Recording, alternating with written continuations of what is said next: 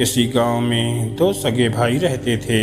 बड़ा भाई अमीर था, उसके पास किसी भी चीज़ की कमी नहीं थी। छोटा भाई गरीब था, मेहनत और मजदूरी करके अपने और अपने बच्चों के पेट भरता था। एक दिन दोनों भाइयों में बहस होने लगी। बड़े भाई ने कहा, भले का भला नहीं होता।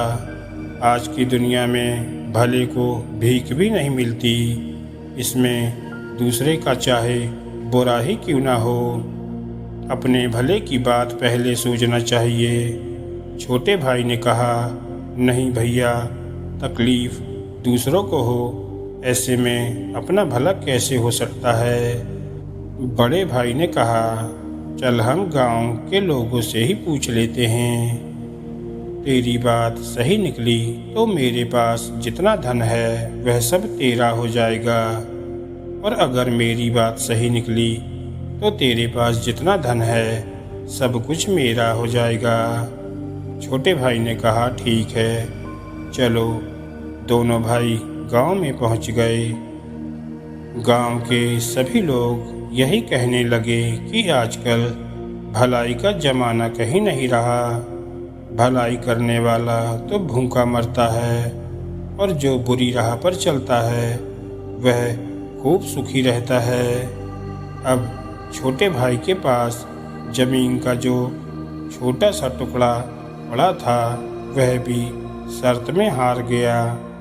अब वह कुछ चावल के दाने के लिए तरसता रहा। उसके बीवी बच्चे भूखे मरने लगे। उसे तो कोई उधार भी नहीं देता था। वह अपने बड़े भाई के पास गया चावल उधार लेने के लिए। सोचा कि बड़ा भाई है, मना नहीं करेगा। उसने बड़े भाई से कहा, भैया 10 किलो चावल दे दो, घर में अन्न का एक भी दाना नहीं है, बच्चे भूख से मरे जा रहे हैं। बड़े भाई ने कहा, पैसे दे दो और जितने चाहो उतने चावल ले जाओ। छोटे भाई ने कहा, भैया पैसे तो नहीं हैं। इस पर बड़े भाई ने कहा, फिर अपनी आँख दे दो। छोटे भाई ने सोचा बड़ा भाई मजाक कर रहा है, पर बड़े भाई ने एक आँख निकलवा लिया और 10 किलो चावल दे दिया। यह देखकर उसकी बीवी बच्चे रोने लगे और बोलने लगे, तुमने यह क्या कर दिया। थोड़े दिन तो आराम से गुजर गए। कुछ दिन बाद अनाज फिर से ख़त्म हो गया। छोटा भाई फिर से अपने बड़े भाई के पास गया। उसे अपने भूखे बच्चों और बीवी की हालत देखी नहीं जा रही थी। बड़े भाई ने कहा, दूसरी आँख भी दे दो और चावल ले जाओ। छोटे भाई ने दूसरी आँख भी दे दी और चावल ले आया। जब वह घर आया तो उसके बीवी बच्चे उसे देखकर रोने लगे और कहा, तुमने फिर से यह क्या कर दिया, अब हमारा क्या होगा।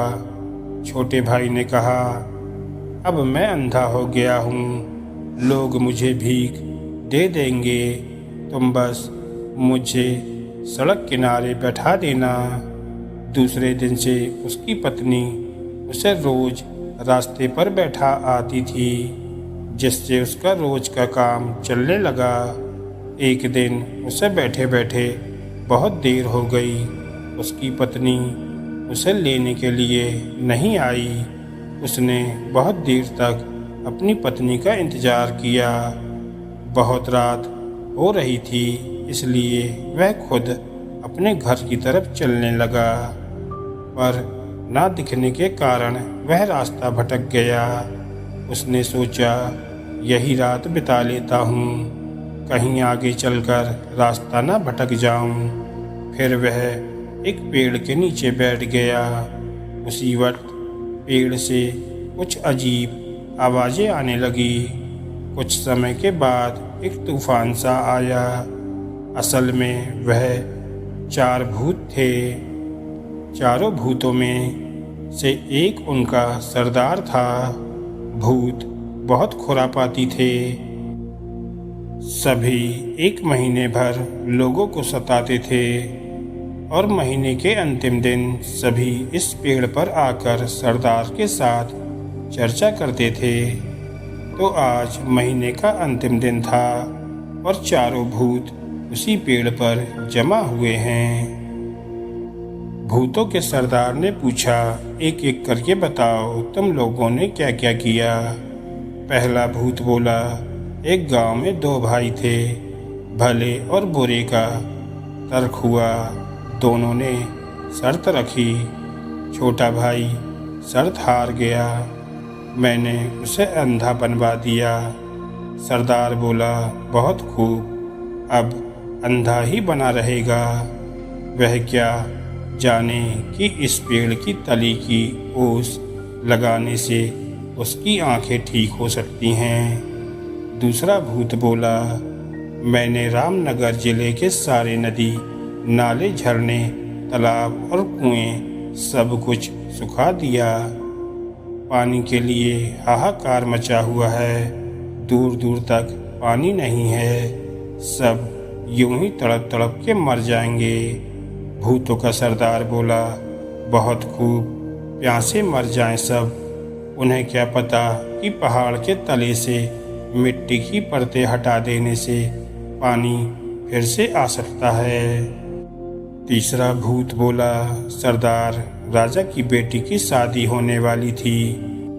राज्य में खुशियां मनाई जा रही थीं, लेकिन मैंने राजकुमारी को गूंगा बना दिया, जिससे उसकी शादी नहीं हो पाई। सरदार ने कहा, बहुत खूब, अब वह गूंगी ही रहेगी। किसी को क्या पता कि इस पेड़ की झूलती जटा को पीसकर पिला देने से वह बोलने लगेगी।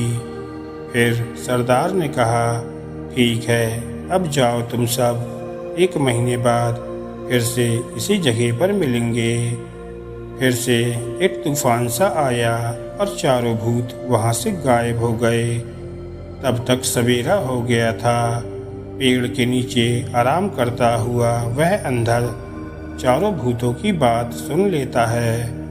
अंधे भाई ने पहले वही ओस की बूंदें आंखों पर लगाई, उसकी आंखें लौट आईं। उसने जल्दी से पेड़ की जटा ली और घर लौटा। उसकी आंखें वापस आ जाने से उसके बीवी बच्चे सभी खुश हो गए। उसने सारा किस्सा अपनी पत्नी को समझाया और घर से निकल गया। घर से निकलकर वह सीधे रामनगर पहुंचा। वहां की हालत देखकर उसे रोना आ गया। वहां की जमीन सूखकर फट रही थी, कहीं पर भी एक बूंद पानी नहीं था। उसने पहाड़ के नीचे से मिट्टी की परतें निकाली कि तभी कुएं लबालब हो गए और झील में पानी भर गया। वहां के राजा ने उसे इस समस्या का समाधान करने के लिए बहुत धन दिया। फिर वह राजा के महल में जाकर पहुंचा। वहां पहुंचकर राजा से कहने लगा, महाराज, मैंने सुना है कि आपकी राजकुमारी गूंगी हो गई है, मैं उसे ठीक कर सकता हूँ। छोटे भाई ने तुरंत पेड़ की जटा को पीसकर राजकुमारी को पिला दी और राजकुमारी बोलने लगी। राजा बहुत खुश हुआ। राजा ने सोने के सिक्कों से उसकी झोली भर दी, रहने के लिए एक महल दिया और अपने परिवार के साथ यहाँ आकर रहने को बोला। छोटा भाई बहुत सा धन लेकर अपने घर आया। उसके परिवार में खुशी छा गई। बड़े भाई ने देखा छोटे भाई की आंखें वापस आ गई हैं और उसके पास इतना धन भी है। बड़े भाई को अब छोटे भाई से जलन होने लगी। उसने छोटे भाई से माफ़ी मांगी और उसके दौलत का राज जानना चाहा। छोटे भाई को दया आ गई और उसने अपने राज बड़े भाई को बता दिया। बड़ा भाई भी उसी जंगल के पेड़ के पास गया। अचानक फिर से वह तूफान आया। भूतों की आवाज़ आने लगी। भूत कहने लगे, जो किया कराया था सब पर पानी फिर गया। जरूर किसी ने हमारी बातें सुन ली होगी। भूतों ने अचानक बड़े भाई को पेड़ के नीचे बैठा हुआ देखा। भूतों ने झट से बड़े भाई का गला काट दिया और बड़ा भाई वहीं मर गया। दोस्तों, इस कहानी से हमें बहुत बड़ी सीख मिलती है कि भला करने वालों के साथ कभी बुरा नहीं होता है और बुरा करने वालों के साथ बुरा ही बुरा होता है। धन्यवाद दोस्तों।